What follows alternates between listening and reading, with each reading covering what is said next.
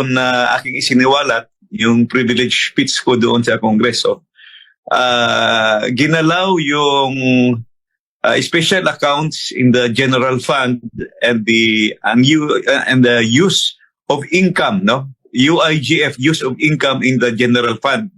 Yung dalawa, which are both sourced from earmark funds, are considered automatic appropriations kasi they are already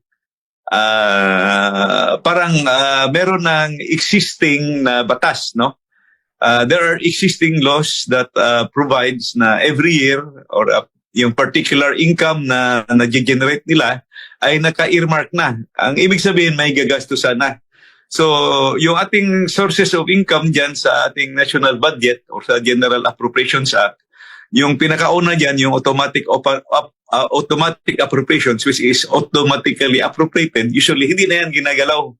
Kasi every year, sa buong stay ko yan sa Congress, mag 15 years na ako, nag-start ako ng 2007, nawala lang ako nung 2016 to 2019, but 2019 nakabalik ako. Never ginagalaw yung automatic appropriations.